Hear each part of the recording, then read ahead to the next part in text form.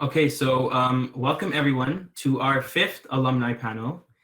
Today we're going to be talking about student life, but more specifically about what to expect when you reach university. Before we begin this panel, we ask that you keep your cameras and mics off and refrain from using the chat because it can be a little bit of a disturbance to our panelists as well as me. My name is Aslan Khan. I will be your moderator for today. I'm a grade 9 student. I enjoy skateboarding and biking. So who are we? We are FRC, Robotics Team 1325. We are a registered charity with the CRA based in Mississauga and have over 15 years of community involvement. Our 2020-2021 membership is now open, but we will go over that later on towards the end of the panel. So now we can meet our panelists. So first up, we have Eric. Eric, could you briefly tell us a little bit about yourself? Yeah, absolutely. I'm Eric Bryce. I was on 1325 from, I want to say, 2010 to 2013, after which I studied engineering science at the University of Toronto. So I can dispel some myths about eng sci's having no lives, allegedly. And since graduating, I work at a National Bank Financial on the ETF trading desk there. Okay, thank you, Eric. Our next panelist is Emily. Emily, could you also speak a little bit about yourself? Yeah, for sure. So my name's Emily. I was on the team from 2013 to 2015 when I graduated. And I graduated from McMaster University in Commerce in 2019, and I'm currently finishing up my MBA. Okay, thank you, Emily. And last but not least, we have Kush. Kush, could you also introduce yourself?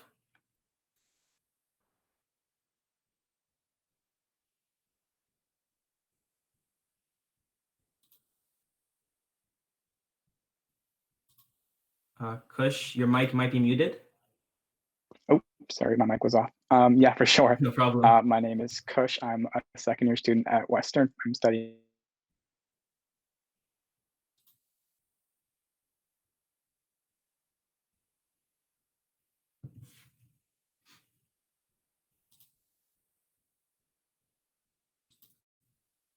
Kush, I Is it? I think Can you cut off. You hear me now? A bit.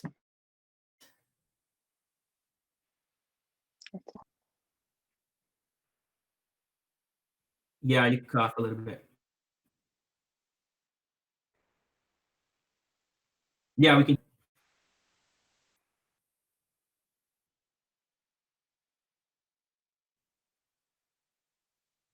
My name. Can you hear me now?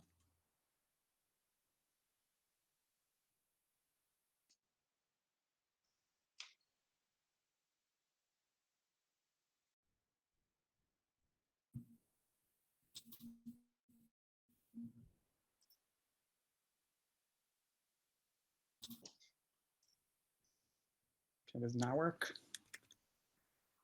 Yeah, Kush, I think you're back now. So now we can.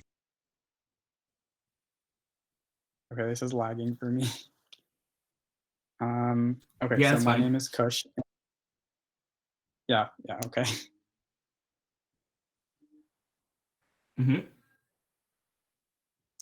So I'm a second-year student at Western University. I was on the team from 2015 to 2019, and I was on the business sub-team. Okay, thank you, Kush. If you have any questions during the panel, please refrain from typing it in the chat and rather type it in the link that's in the chat and also the link above the slides. A quick note, if you have a question for a specific panelist, could you, please also write their name so we know who to address the question to. So,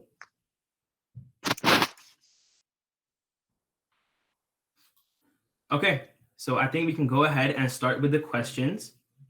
Emily, could you tell us a little bit about your feelings on your first day of university? Did you move into a dorm or did you commute from home? And just general, what was going through your mind on your first day? Yeah, so I actually did live in a dorm. At McMaster, they have a really overwhelming first day, like if you're moving into the dorms, there's like so many people, all the different reps, and they all like scream Yeah. at you when you're in your car, like positive screaming. Still like Yeah, screaming. yeah. Very overwhelming, but also exciting to be like living away. So I was pretty hopeful and excited to start meeting people. They have like a lot of icebreakers the first day if you live in residence. So yeah, so that was kind of what my feeling was, just very overwhelmed. And then I was a little bit emotional because I was, living away from home for the first time. So Yeah, of course, of course. like a jumble, but it was overall positive. Positive. Okay. And when you transitioned, was there any expectations you had set for university, and how did it differ from the reality? I think my expectations for university were definitely like people would come to Graydon and talk about their time at uni, and I always thought it was going to be so hard academically. Not that it's not, but it's not so much. I found that like content wise things are harder. It's all relative. Like as you get older and you go through school, it doesn't seem as hard, at least in my program, but it's just a lot of like time management that I found to be more challenging because everything is just due so quickly because school is so much shorter that it's that was really hard. So I knew it was going to be hard academically, but yeah. And then also I found it to be a little bit difficult socially, just because when you're in high school, when you're in high school, like especially Graydon, which was kind of small, you just saw the same people like every day. So you like pretty much had to be friends with everyone because you just saw them. You sat beside them in class. But in university, you can like sit beside someone in lecture and then just like never see them again, like your whole career in uni. So I found that a little bit difficult too. Okay, thank you, Emily.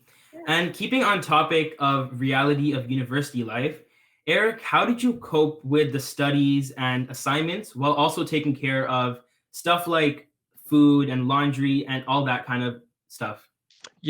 It's really difficult actually, and first year was a big shock to me because all of a sudden, you go from being at or close to the top of your class in undergrad, and then you go into a program where everybody is also, at or close to the top of their class, and all of a sudden, the class average remains at like 75, right? So, all of a sudden there's a massive shift there.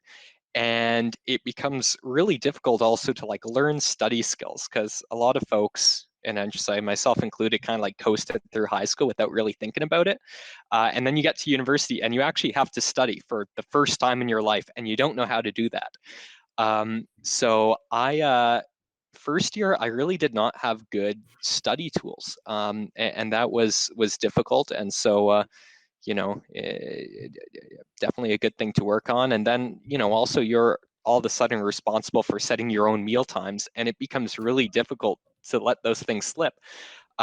So I found it really valuable to always keep a to-do list so I can get things out of my head and onto paper so I can free up a little bit of mental space, and also to use a schedule. To use like really obsessively Google Calendar to plan my life out so that I know that I'm making time for friends and making time for food and making time for studying. Yeah, so that was an interesting tip you came up with, using an agenda and list. Not many people actually use that in high school, and I feel like that's a really good thing. You can plan all your stuff efficiently, right? So that's a really good tip. Thank you. And it's also really clear that high school is a lot different than university. For me personally, most things, or for most high school students, most things are taken care of for you, besides your work and chores. So Kush, could you speak a little bit about the transition from high school to university? And how did you deal with that really sudden change?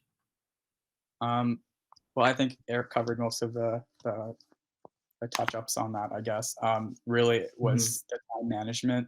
Like in high school, for sure, you're always reminded constantly by your teachers when you have an assignment due, or when you're working in class for a project or a summative. University, it's not like that. It's like you're given set deadlines. You have to work on that in your own time, and you only go in for lectures. I think that's what really was hard, is that we were never given a calendar or a schedule. We have to organize our own time. Plus managing, your own personal life. You don't have mom or dad telling you to do this or do that. You got to do it yourself. Manage your own transportation, manage your own groceries, your everything. So I think that was really what it is. And studying in university is, in high school, it's a lot more. You're given a push by your teachers. They let things slide and stuff in university. Since it's so systemized. What there's 40,000 kids. You're literally just a tiny fraction of how many people there are. So of course, you'll never really have the teachers that you did in high school to push you around and stuff. So it's the independence that was really the big shift for me, and that was the hardest part from high school to university for sure. So it seems like management is a recurring issue between you guys. There was actually a survey held in 2011 by Statistics Canada that revealed about 14% of students actually drop out by the end of their first year in university, which is actually mind-blowing, right? In these big steps, there should always be support for these kind of things. Emily, was there any kind of support/help group in your university? Yeah, so actually, I mean, master, I don't know about other schools, but for Mac, there's actually a lot of support. I relied on it heavily. Not only is there a lot of like academic support, we had appointments you can make with counselors, or if you need help with, I don't know, interview skills, resume, things like that. And then we also had a lot of like mental health and wellness support. So there was definitely a lot of tools. And also I found, like just generally, I think I'm just more outgoing. So I would message my professors and be like, hey, please help. I can't do this. So, there are people that are, even in the faculty that are more receptive. So yeah, I would just say like when it comes to support, if like, don't feel ashamed about needing it, because I really needed it. And there are tools there. And I would say like take advantage of them. And don't be afraid to like actually, ask for help if you need help. So. Yeah, that's another great point. If you really do need help, you should ask for help, or else you'll actually slack behind, right? That's a big problem. And I also feel like besides teachers and faculty, taking part in clubs could be a really good source of support, right? With peers. So Eric, were there any clubs in your university? And if there were there any ones that really interested you? Yeah, I've got to say that is one of the coolest things about the University of Toronto. It is a massive school, and so you do get those big school challenges, like Emily mentioned about Mac. But on the other hand, there are so many cool extracurriculars. Like in first year, I took a extracurricular scuba diving course and learned to scuba dive and made some great friends that way. Got involved in student politics. There are so many awesome opportunities. And if I could provide like one targeted piece of advice, it's that even if you're in an engineering program, you're not only confined to engineering extracurriculars, right? You can get involved in Model United Nations and moot court and debate. And likewise, if you're in a humanities or a business program, social sciences, natural sciences, you can still get involved in engineering extracurriculars, like design teams.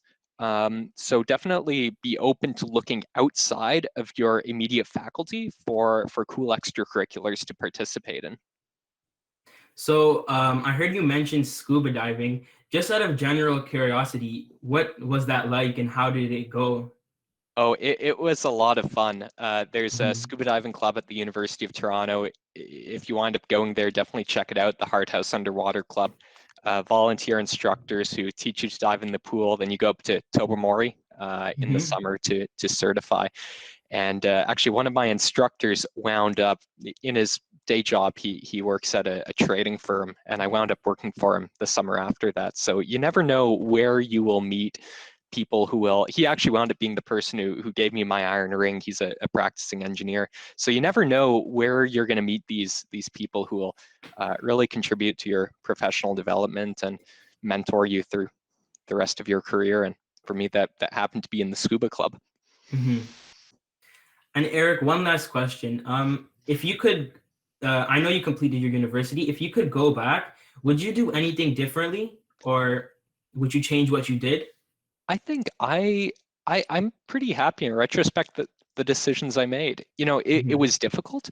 EngSci was really a grind, and there were a couple times that I think I overextended myself too much, that I took on too much. And honestly, I did the same thing back when I was on 1325, and maybe I just never learned my lesson about taking on too much. You should be comfortable, knowing when to say no, knowing I'm over capacity, I can't take on anymore. That was a lesson I've learned a couple of times, and hopefully others don't make the same mistake. Yeah. Thank you, Eric. So Kush, just to bring it back all to helping the audience with going to university, what final advice would you give to high school students that are planning to go to university or college? Definitely don't be surprised by the difficulty, the change in difficulties. I know when I was in first year, the statistics were from the average high school student dropped almost 12% or 15% from their high school average to the university average. So don't be scared, because these classes are actually genuinely hard. You actually have to study for them. And if you put in work, you'll do well. Don't be intimidated by, sorry, my dog is barking really loud. That's no problem. Don't be intimidated by the amount of people there are. Everybody's there just the same reason you are. Everyone's trying to learn and make friends. And yeah, honestly, just go into whatever you're interested in. Don't chase money. Don't chase anything else. Just like Eric said, go join the clubs that you're interested in. Scuba club seems pretty interesting. Don't join clubs that you think are gonna.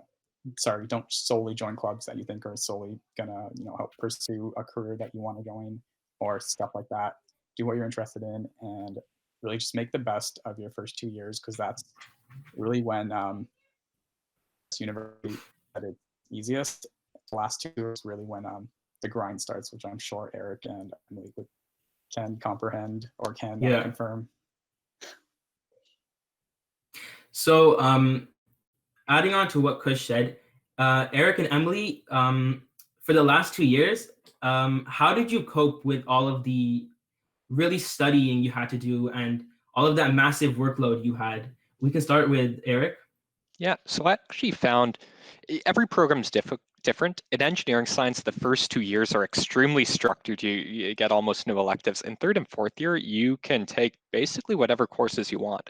So that's the opportunity to really explore interesting topics and focus in on what you like. And so I actually found it was a lot more work, but it was much easier, if that makes sense, because they were all courses that I really wanted to be in.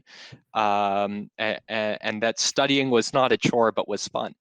And at the same time, at that point, you start to get, the courses become a bit more flexible too, and they become more project-based.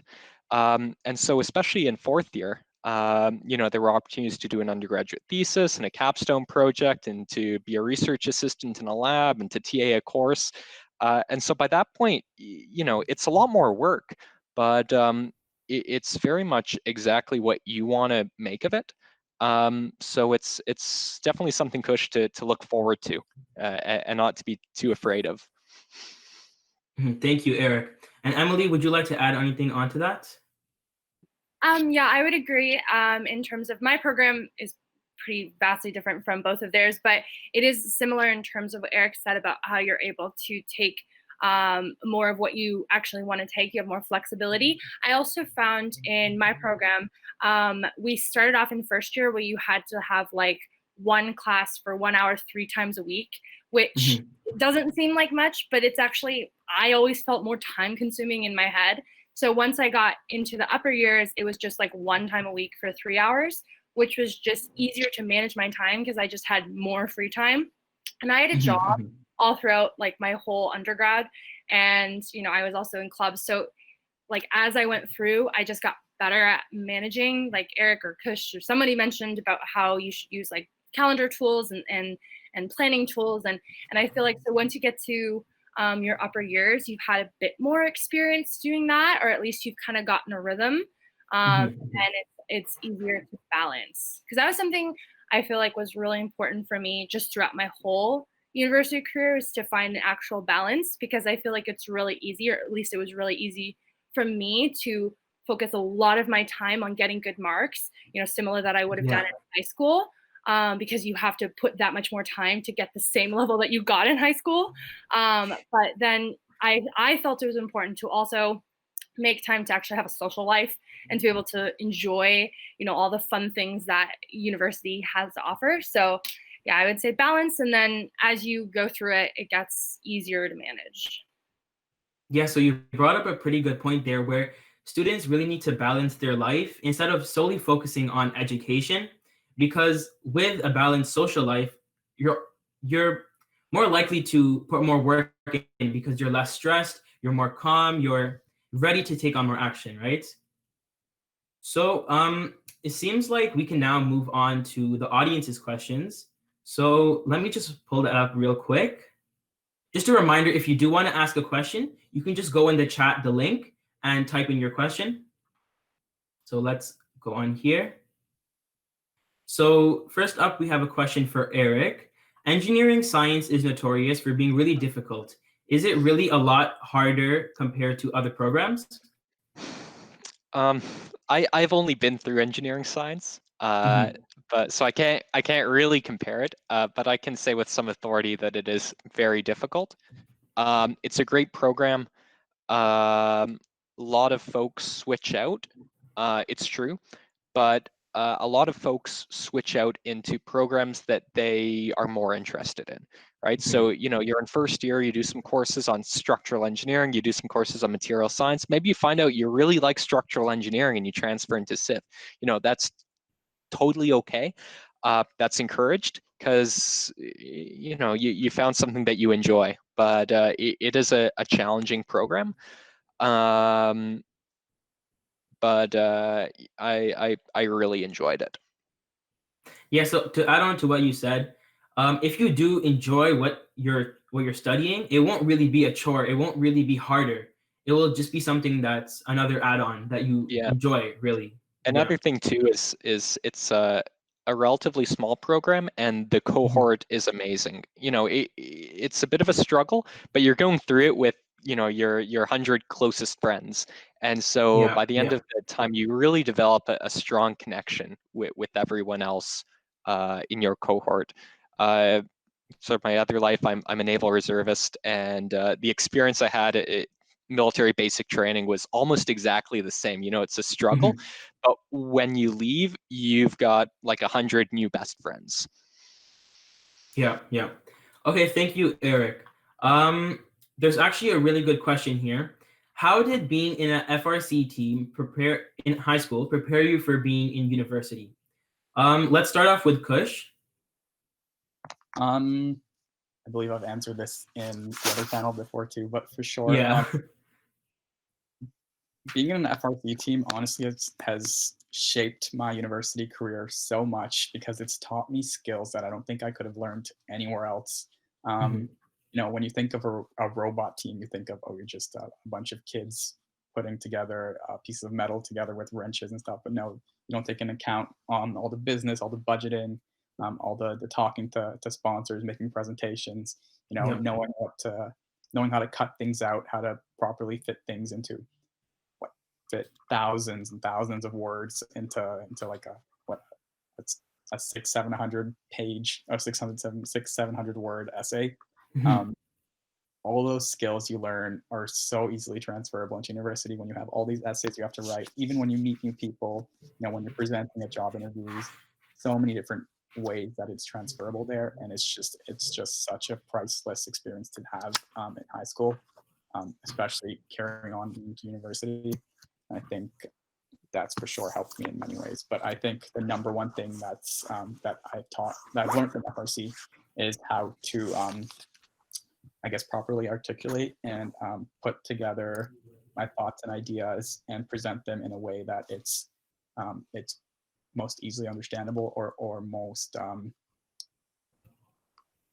I say this let's say most efficiently or effectively presented. So I'm not wasting their time, I'm not wasting our time, and the point is put forward as efficiently as possible. And I think that's really important even when you go to job interviews and in university, especially with assignments and making new friends. Yep. Okay, thank you, Kush. Our next question is actually for Emily. You said meeting people in uni was hard. Did you find any good ways to meet people outside of class? Yeah, so it actually oh, okay, I thought I froze. No, Yeah, you're good. I actually found it really difficult, which kind of gave me an identity crisis because I've always been someone who's super Oh. outgoing. Um, Mhm. so I was just like, what is happening to me if I can't make friends? And, oh my gosh. So I actually did rely on what Eric said about joining clubs, Mhm. finding interests that you're into. Like I mentioned, I had a job, so I was able to meet people through that as well. Um, and then I joined clubs. I joined a council like when I was able to.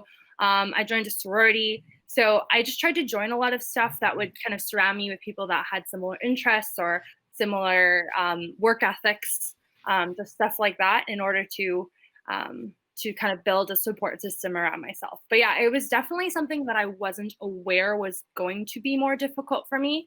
Uh, Mhm. so I do think like yeah, really relying, especially early on extracurriculars is a good way to make friends. And I heard you mentioned you had a job. Yeah. Is having a job, how do I say this? Did it take away time from studying, and was it a do you regret having a job, or do you yeah, like did it take away time from studying and stuff?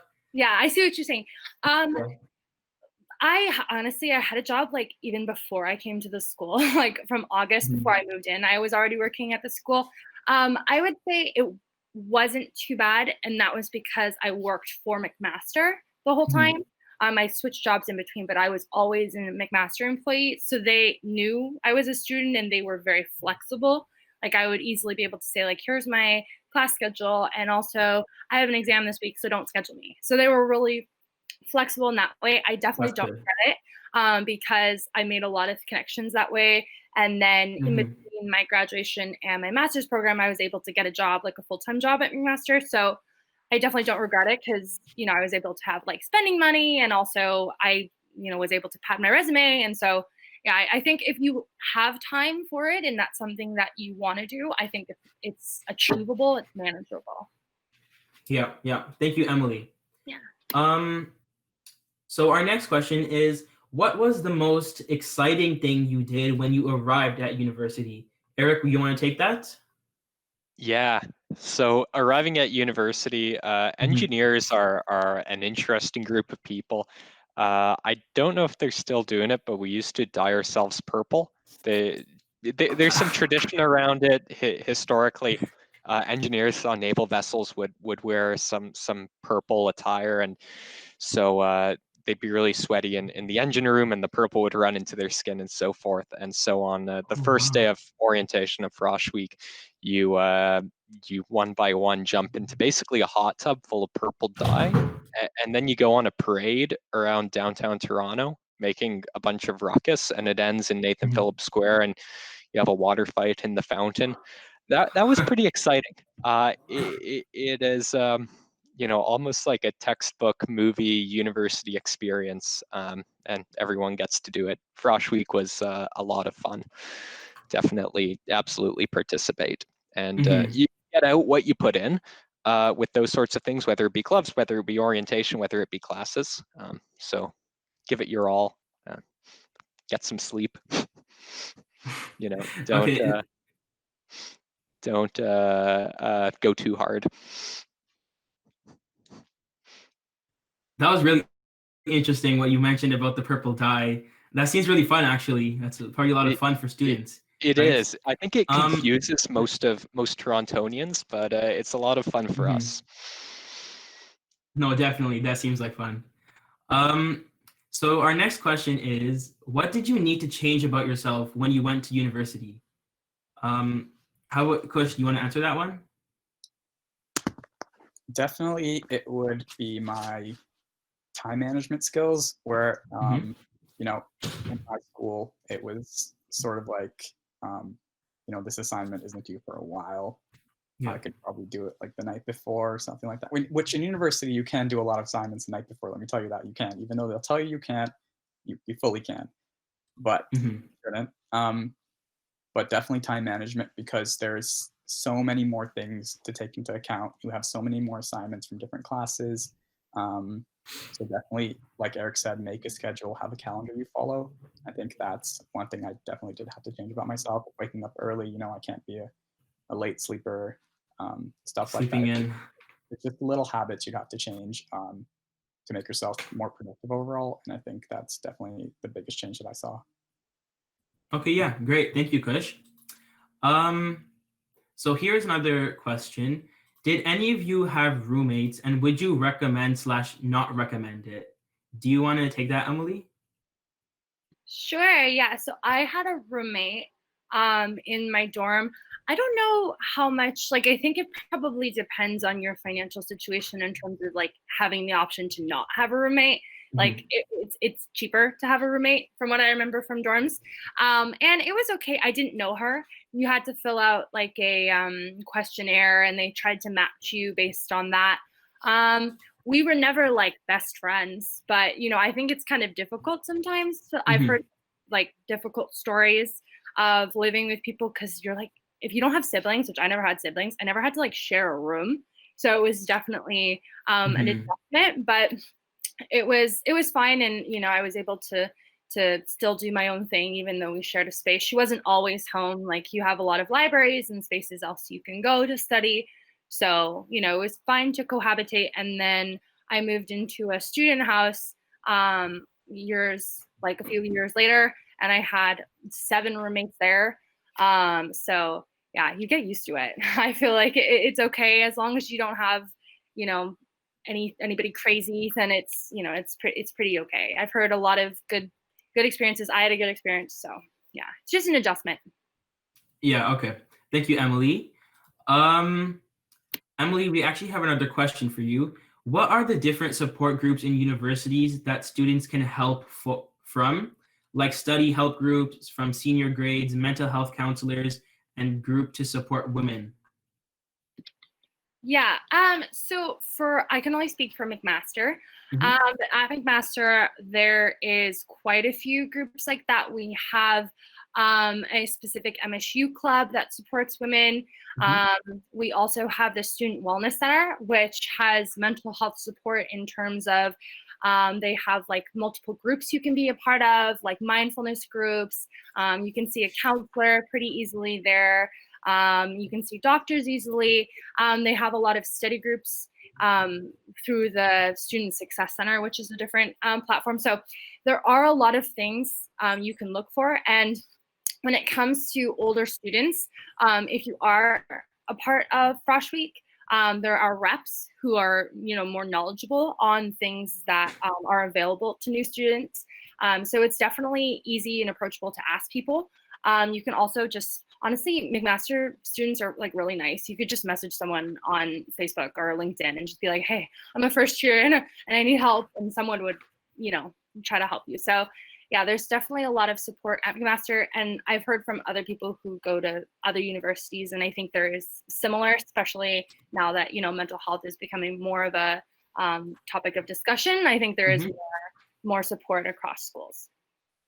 Okay, yeah, thank you, Emily. Yeah. And to add on to what Emily said, mental health has become a bigger issue.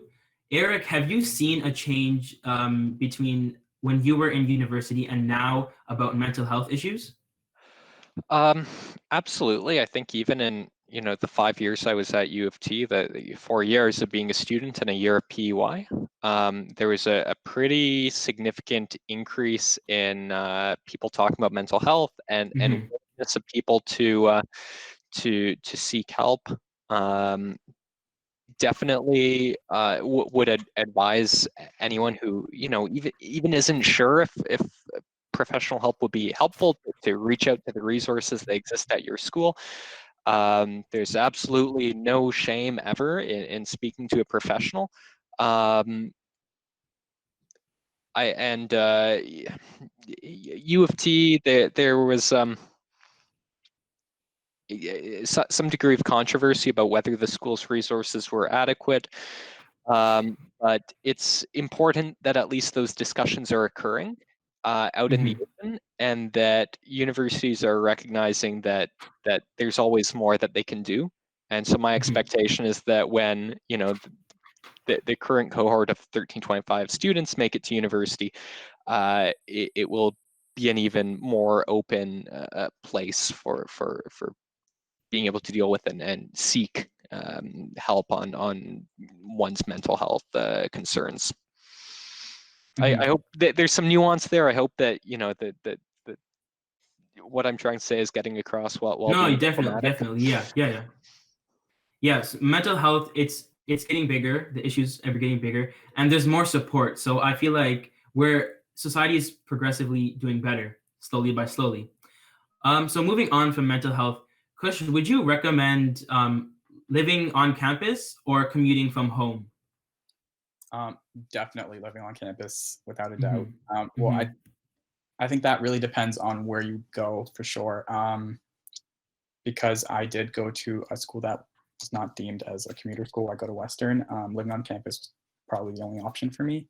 Mhm. But the friends you'll make on campus, especially in residence, are friends that'll last forever. Currently, I'm in second year, so I'm not living on residence anymore, but I'm living in a house with my friends that I met in first year in residence. And the memories you make, not just that, but there's always someone across the hallway who can help you with your schoolwork, or even if you want to talk about something, Mhm. if you want to watch the Raptors game together or something, the next UFC fight or something, just always keeps yourself engaged. And it really takes away that whole, loneliness mindset that you're away from home. You always have people to go down to the cafeteria with you and get food with, so you're never eating alone. So Mhm. definitely I would recommend living on campus or living in university over being a commuter. But that also really does depend on financial situation. You can always make the best of both. Universities have resources for both types of students either ways. So if you have the means to, definitely live on res. If not, there's so many more ways you can make the best of your first year without that. Mhm. Okay, yeah. Thank you, Kush. Um, so we actually have another question for Kush. Has COVID changed the university experience for you?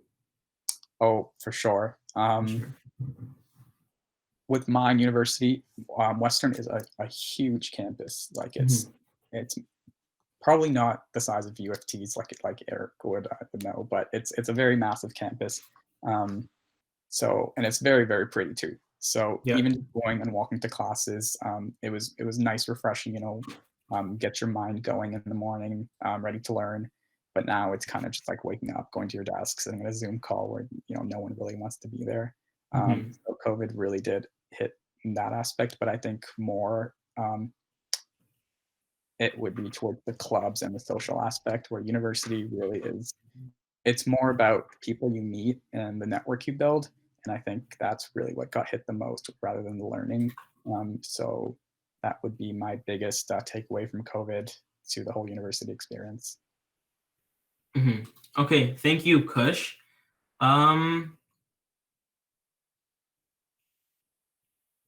So here's another question. How did the university community accept you and make you feel part of the school? Anyone can take this. Emily, why don't you go ahead? Yeah, for sure. So how did the university make me feel a part of the community? Yeah. I would say definitely it's hard to say Frosh Week because of COVID, that's like so affected that it's kind of hard for me to be like Yeah. Frosh, and then it's like, oh well, I can't experience Frosh. But I do think like that was kind of the beginning where they had a lot of orientation, where there was just you were able to meet a lot of people. And I feel like, this is probably going to maintain no matter if it's online or offline, is people going into first year, I found, are like in friendship making mode. Like they want to make friends. So everyone, like I couldn't even ride an elevator without someone being like, hey, what's your name? What's your program? And so it was just like everyone's like willing to make friends. So I would definitely say like that aspect of it was very welcoming. It was just everyone is excited and everyone wants to make the rest of it. So you just have to, I think Eric said, like you get what you put in. So, just to take advantage of that. Okay, yeah. Thank you, Emily.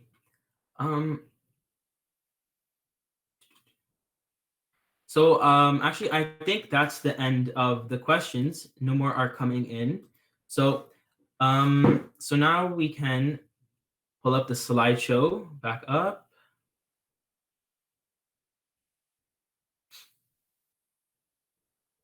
Just 1 second.